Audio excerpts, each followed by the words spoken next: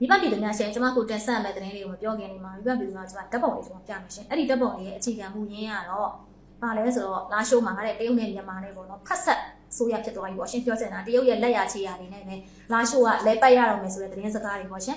်မှန်တော့ရှင်းပြောရရင်ကြက်မနိုင်ကြီးမီးရှို့အကွက်တွေပါဒီဟာဗဒတ်တွေအနေနဲ့ကသူတို့ဘလို့မှလာရှိုးမဖြစ်နိုင်တော့ဘူး MND ကလည်းစုပ်ခွာရဖြစ်တဲ့အတွက်ဒီမျိုးကိုထားခဲ့ရမယ်အတူတူအပြစ်ကင်းစင်စွာမထားခဲ့ပဲနဲ့ပြောချင်ရင်ပြောပြီးထားခဲ့တာပေါ့ရှင်ဒါပေမဲ့သူတို့ပြောတဲ့စကားတွေအတီးပြနိုင်တာဘာမှလည်းရှိရလည်းမဟုတ်အခုဆို online မှာတက်လာရင် AI နဲ့လောက်ထားတဲ့ပုံတွေမဲ့ရုံးကန်းလေးမှာမြန်မာအလံနဲ့တရုတ်လံနဲ့ချိန်ပြီးတော့မဲ့ဖတ်ဆက်ပေါ့ကွယ်သူတို့လုံနေတဲ့ရှင်ဒီလားဓာတ်ပုံဆိုအဲ့မှာဓာတ်ပုံတစ်ပုံကတော့တော်တော်ရှိရတယ်အဲ့ဓာတ်ပုံလေးကျွန်မပြသမယ်ရှင်ဒီမှာကြည့်ကြည့်ပါအောင်နော်အဲ့ဓာတ်ပုံလေးကိုမြင်တဲ့အခါမှာကျွန်မမိဘပြည်သူများပြောချင်တာပါလဲဆိုတော့အဲ့ဒီဓာတ်ပုံထဲမှာဘူးနော်မေးခွန်းလေးတစ်ခုပဲမေးချင်တယ်မိဘပြည်သူများအဲ့ဓာတ်ပုံလေးတိကျကြည့်ကြည့်ပါအဲ့ဒီဓာတ်ပုံထဲမှာလေကဘယ်ရက်ကိုတိုက်နေရလဲရှင်မိဘပြည်သူများအဲ့ဒါရေးကြည့်ကြည့်ပါဘယ်အရက်တွေတော့လေတိုက်နေရလဲရှင်လေကဒီဘက်ကိုတိုက်နေရလားအောက်ကိုတိုက်နေရလားမသိဘူးသူ့ရဲ့အလံကတစ်ခုကအပေါ်ကိုဒီလိုမျိုးလွင့်နေပြီးတော့တစ်ခုကအောက်ကိုကျနေဆိုတော့လေဒါလေချောင်းကတော့တော်တော်စဉ်းစားခက်တဲ့ကိစ္စပဲအဲ့နားတစ်ဝိုက်မှာလေချောင်းကနှစ်ခုဖြစ်နေဘေးတိုက်တဲ့လေချောင်းနဲ့အောက်ကိုစိုက်ပြီးတိုက်နေတဲ့လေချောင်းနှစ်ခုဖြစ်နေရပေါ့နော်အဲ့တော့အဲ့ပုံမှာအဲ့ဒီဟာပဲကျွန်မမြင်တယ်အဲ့ပုံစံတွေ့အဲ့ဒါပဲမြင်တယ်လေကဘယ်ရက်ကိုတိုက်တာလဲမသိဘူးကျွန်မအဲ့မေးခွန်းတစ်ခုပဲမြင်ရရှင်တော့ဒါဖန်တီးထားတဲ့ပုံပေါ့ရှင်ပြီးတော့အဲ့လိုပုံလေးတင်တာတွေ့ရတယ်ဒီတော့ okay အဲ့လိုပုံလေးတင်တာနဲ့နောက်မှာကျွန်မဆက်ပြီးတော့ဖတ်ပြမယ်သတင်းလေးတွေရှိရရှင်အဲ့ဒီသတင်းကပါလဲဆိုတော့ MND ရဲ့လှုပ်ဆောင်ချက်ပေါ့နော် MND ရဲ့ဆိုရင်လာရှိုးကိုပြန်ပြီးတော့ပေးလိုက်တဲ့အခါမှာတော်တော်တော့မခံရှိမခံတာဖြစ်သွားတဲ့ပုံမှာပဲအခုဆိုရင် MND ရဲ့အထူးဒေတာတစ်ပေါ့နော်လောက်ကင်မှာလာရောက်နေထိုင်တဲ့သူတွေနေထိုင်ခွင့်ကပ်ပြားလျှောက်ထားရမယ်ဆိုပြီးသတင်းထွက်ပေါ်နေရရှင်နေထိုင်ခွင့်ကပ်ပြလုပ်တဲ့အခါမှာမဟုတ်တဲ့နောက်သူစရင်ပြီးတော့သူကထောက်ခံပေးမယ်လူကြောက်လိုအပ်တယ်တဲ့ဒါလေကတ်တော်မှာရိုးမရအောင်တယောက်ကထောက်ခံပေးအောင်ပဲပေါ့နော်ပြီးတော့တုံချိန်ညို့နယ်ရဲစခန်းမှာအသေးစိတ်ချက်လက်တွေစုံစမ်းနိုင်တယ်ဆိုပြီးသတင်းပေးထားရရှင်သူတို့ပေးရဲ့အကြောင်းပြချက်လေးကတော့မြို့တွင်းမှာတဲ့ဖြစ်ပေါ်လာနိုင်တဲ့ဒုစရိုက်မှုတွေထိန်းချုပ်ဖို့အတွက်ဆိုပြီးအကြောင်းပြချက်ပေးထားရပေါ့နော်ဒါကအကြောင်းပြချက်သက်သက်ပါရှင်မသိလို့ရှင်တခြားဒေတာကကိုကန့်နေရလွယ်လို့ရှင်အခြားဒေတာကပြည်သူတွေကမကောင်းမှုဒုစရိုက်တွေကျူးလွန်တော့မှကြာနေတာပဲသူတို့ရဲ့အကြောင်းပြချက်ကအဲ့လိုဖြစ်မနေလားသူတို့မြို့တွေဝင်တယ်သူတို့မြို့တွေမှာရှိရကိုကန့်နေပဲရှိရပဲလေဟုတ်တယ်မလား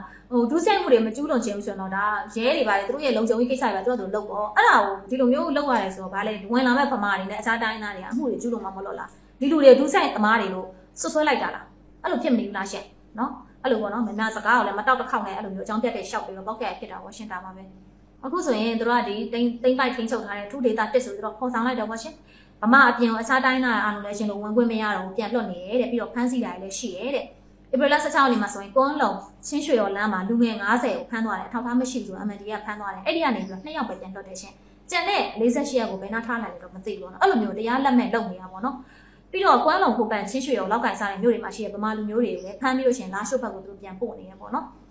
်ဒီတော့သူတို့တက်ကိုလိုက်သွားတယ်ဒီဘောတွေတော့ဘယ်လိုနေလဲမသိဘူးဒီပိတ်တွေရှိရလေစီဒီယန်ဒီပိတ်တွေရှိရဘယ်လိုခြေတွေရှိတယ်တော့မသိဘူးခုရှိရပါသူတို့စီမှာတရားဝင်နေချင်တော့သူတို့နဲ့ရှူလိုက်ပေါ့အဲ့ဒါပဲရှိတယ်ကျန်ပေးစရာဒါပဲရှိဟုတ်တယ်လေအခုရှိရသူတို့ကလည်းလှမှယူပါပေါ့နော်မလှရင်တော့မယူပါအဲ့ဒီခုရှိရပေါ့လှတဲ့လူကအတာတော့မလှရင်တော့အမတာဘူးပေါ့ရှင်အဲ့ဒီခုရှိရကိုကန့်နေမှာလိုချင်တော့ကိုကန့်အမျိုးသမီးကိုကန့်အမျိုးသားတွေရှူလိုက်အဲ့ဒီပိတ်တွေ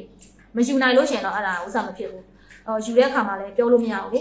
သူတို့ကကိုကန့်ချင်းချင်းပဲတရားဝင်နေဆိုရင်အဲ့ဒါတက်တက်လကားနေနဲ့မရေငယ်လင်းငယ်ဖြစ်ကြအောင်မယ်နော်ယူတော့ယူလိုက်တယ်ဒါပေမဲ့တရားမဝင်ဆိုတော့ဖြစ်လေအငယ်အနှောင်းဖြစ်အောင်လားလို့ဇလန်းနဲ့ရှိအဲ့ဒါသတိထားပေါ့နော်အဲ့တော့ဇလန်းအဲ့လိုဖြစ်နေရဲ့ရှင်ဒီတော့ကိုကန့်ရဲ့အချိုးကသူတို့နေမျိုးကိုဗမာတွေတိုင်းသားတွေမဝင်နဲ့ဆိုတော့ဒါဆိုကျမတို့မြန်မာနိုင်ငံမှာကိုကန့်ပေါ့နော်နေနေရတယ်လို့ရှင်တခြားနေနေတွေမှာလည်းကျမတို့ကကိုကန့်မဝင်ရလုပ်လိုက်မယ်ဆိုရင်အဆင်ပြေလားရှင်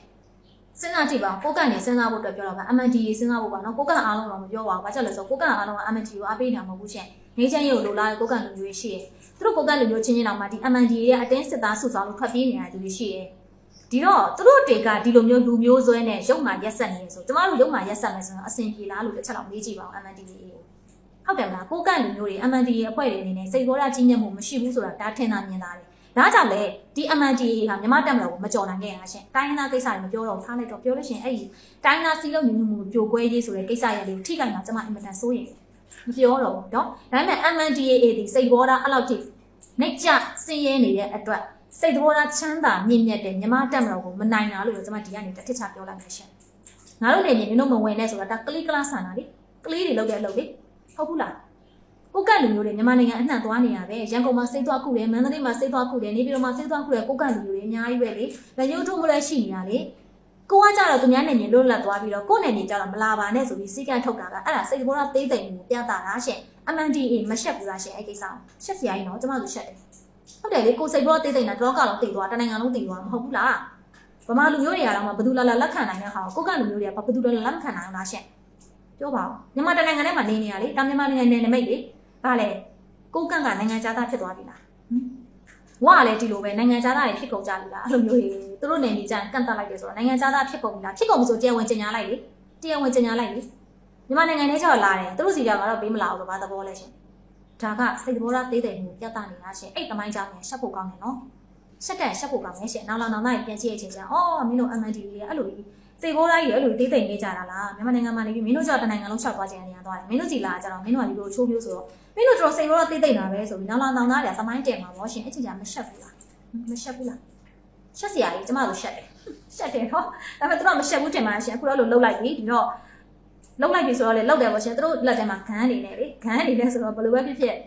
ဗမာလူမျိုးနဲ့အစားတိုင်းသားတွေကိုကန့်ဒေတာတွေပတ်သွားမယ်ဆိုတော့ပဋိဌာန်းပြီးသွားပါလို့ပဲကျမပြောချင်တယ်ဒါကျမနောက်ဆုံးပြောပြနေတဲ့ကိစ္စရပဲရှင်သူတို့ဒီအရန်စိတ်ဘောထားသေးသိမ့်နေ MND တွေကအရန်ကလေးဆန်အရန်စိတ်တက်အောက်တန်းကြတယ်ဒါကြောင့်အဲ့လိုလူမျိုးတွေနဲ့ပတ်သက်ဆက်ဆံမယ်ဆိုတော့ကိုယ့်အောင်တတိယထားဒါလေးပဲပြောချင်တယ်နော်ကျမတို့မြန်မာနိုင်ငံမှာကတော့ကိုကလူမျိုးတွေပဲတော့ဘယ်သူမှမတားမြင်ဘူးရတယ်ကြိုက်တဲ့နေရာသွားဘယ်သူမှထောက်မှာမဟုတ်ဘူးနော်မြန်မာနိုင်ငံမှာပုံတင်လေးရှိလို့ရှိရင်ဘယ်နာသွားရတယ်သွားကိစ္စမရှိဘူးကျမတို့အဲ့ဒီစီမီစီကန်လေးကိုအခုချိန်လိုက်နာနေတော့မယ်အဲ့အတွက်ဘေးရွက်ဆိုးကျိုးလည်းရှိရပါရှင်တချို့တပုံတွေလွတ်လွတ်သွားလာပြီးလောက်ကင်နေရပဲလေဒါပေမဲ့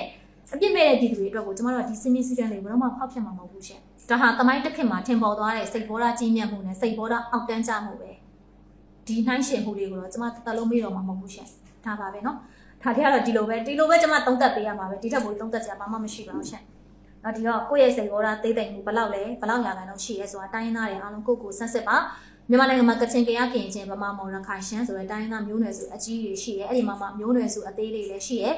ဒီတော့ကိုယ့်မျိုးနွယ်စုကသူများမျိုးနွယ်စုပေါ်မှာဘယ်လောက်ထိချစ်ချင်းမြတ်တာတွေနားလည်ပေးမှုတွေလူမျိုးဆွဲမကြီးမှုတွေလူမျိုးအားလုံးကိုဂုဏ်သိက္ခာရှိစွာနဲ့လက်ခံနိုင်မှုတွေကိုယ့်လူမျိုးပဲတန်ဖိုးရှိပြီးတော့ကိုယ့်လူမျိုးပဲသိရမလားအဲ့လိုစိတ်မျိုးလေအဲ့ဒါလုံးဝဟိုရှိခေရွာဆန်တဲ့စိတ်တော့ရွာဆန်တယ်တာဆန်တဲ့စိတ်ရှင်ကိုယ့်လူမျိုးလည်းတန်ဖိုးရှိတယ်သူများလူမျိုးလည်းတန်ဖိုးရှိတယ်ဆိုတာကအထက်တန်းစားစိတ်ရှင်ဒီလိုစိတ်ဓာတ်မျိုးတွေငါကိုယ်တိုင်ရှိရလားငါရဲ့အတိုင်းသားလူမျိုးစုတွေမှာရှိရလားဆိုတာစမ်းစစ်ပါအဲ့လိုစမ်းစစ်ပြီးတော့မှကျမတို့မြန်မာနိုင်ငံမှာကချင်ကရကင်ချင်းဗမာမော်ရခိုင်ရှမ်းဆိုတဲ့လူမျိုးစုတွေကိုကျမတို့အစင်တန်းခွဲခြားမှာဖြစ်ပါရှင်ရှင်းလေးအစင်တန်းခွဲခြားရမှာပဲဘာကြောင့်လဲဆိုတော့သူများလူမျိုးတွေပေါ်မှာလေးစားတတ်တဲ့သူတို့ကျမတို့ကအစင်တန်းရှိဆက်ဆံရမှာပဲလေသူများလူမျိုးမှမသိပဲကိုယ့်မျိုးတစ်ခုပဲတာဇန်ဆန်နေမယ်ဆိုတော့ကျမတို့ကတာဇန်လိုပဲဆက်ဆံရမှာပဲရှင်တာဇန်နေရာမှာပဲထားရမှာပဲတာဟာမှန်တရားပဲရှင်တိုင်းသားစီးလုံးညီညွတ်မှုမပြိုကွဲခြင်းဘူးဆိုရင်တော့တိုင်းသားအားလုံးကစိတ်ထားတွေကောင်းမွန်နေမှရမယ်စိတ်ထားတွေအစင်တန်းမြင့်နေမှရမယ်ရှင်ဒါဟာတရားမျှတမှုပဲတရားမျှတမှုကိုကြိုက်တယ်ဆိုတရားမျှတမှုအတိုင်းသာစင်ကြင်နေထိုင်ပါလို့ကျမတိုက်တွန်းချင်ပါတယ်ရှင်ကျမသတင်းသုံးသက်ချက်လေးဒီနေ့မှာတလောက်နဲ့ရှင်းထားပြစီရှင်ကျမသတင်းလေးကနေတွေးဆစရာလေးရတယ်ဆိုတော့ comment လေးကနေဆွေးနွေးသွားလို့ရပါတယ်ဆဲတာမလုပ်ပါနဲ့နော်ဘာကြောင့်လဲဆိုတော့ကိုဆဲတဲ့စကားလုံးကကိုယ်ကတရားဖြစ်လာနိုင်တယ်မဆဲပါနဲ့စေတနာနဲ့ပြောပြကျမဘာမှမဖြစ်ဘူးပြောတဲ့သူဖြစ်သွားမှာဆိုလို့ပြောတာရှင်ခစ်ကာလာကောင်းတာမဟုတ်ဘူးနော်ကိုဆဲတဲ့စကားလုံးကကိုယ့်ရဲ့ကံတရားဆိုတာအများကြီးမှတ်ထားခစ်ကာလာမကောင်းနော်အဲ့ဒါဆိုတော့ပြောချင်တယ်ရှင်နော်